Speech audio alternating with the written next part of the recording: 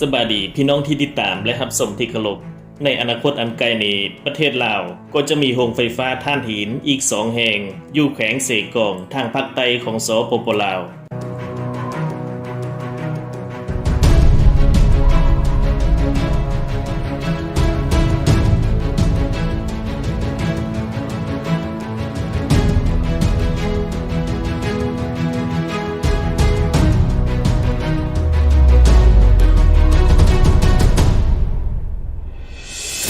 อิงตามเข้าสินหัวของจีนรายงานเมื่อวันที่5 กุมภาพันธ์ที่ผ่านมาว่า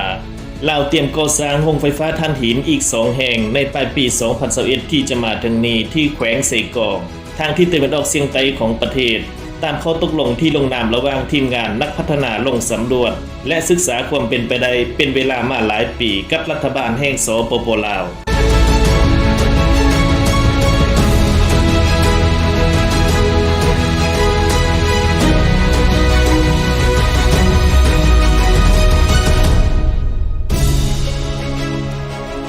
ท่านป.เอกดาววงศ์พรแก้วรองรัฐมนตรีกระทรวงพลังงานและบ่อแห่ก็ได้รายงานว่า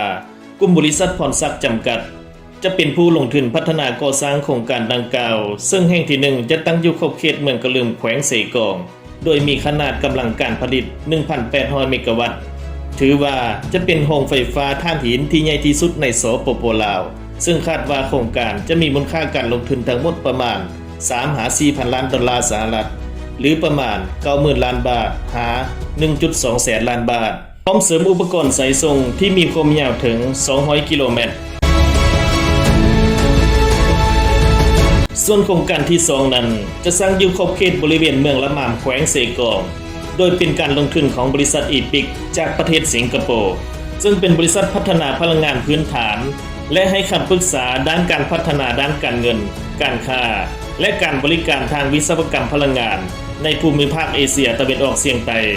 และได้ร่วมลงนามข้อตกลงจอยเวนเจอร์กับบริษัทคุณมีไซบีดและโลดคอนสตรัคชั่นแอนด์รีแพร์จำกัดของสปป.ลาวซึ่งคาดว่าจะใช้เงินลงทุนประมาณ 1.7 พันล้านดอลลาร์สหรัฐตกเป็นเงินบาทไทยประมาณ 50,000 ล้านบาทโดยโครงการจะมีขนาดกำลังการผลิต 1,000 เมกะวัตต์เพื่อส่งออกขายไปยังประเทศเพื่อนบ้านโดยเฉพาะแมนประเทศไทย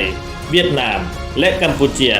ตามแผนคาดว่าโครงการดังกล่าวจะสร้างให้สำเร็จและเปิดใช้งานได้ภายในปีพุทธศักราช 2570 โดยโครงการจะมีการร่วมมือเชื่อมโยงสายส่งกับรัฐวิสาหกิจไฟฟ้าลาวหรือ EDL เพื่อส่งออกพลังงานไฟฟ้าไปยังประเทศกัมพูชาแทน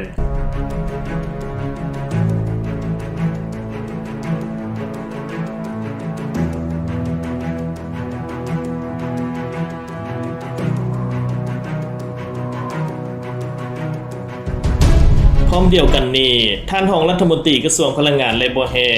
ยังกล่าวเติมว่าประเทศกัมพูชาจะซื้อกระแสไฟฟ้าจากโรงไฟฟ้าของลาวในราคา 7.3 เซนต์หรือประมาณ 2.2 บาทไทยต่อกิโลวัตต์โมงซึ่งเห็นว่า2โครงการดังกล่าวนี้จะมีความพร้อมเพียงพอต่อการสนองพลังงานไฟฟ้าในตลอดระยะเวลาสัมปทาน25 ปี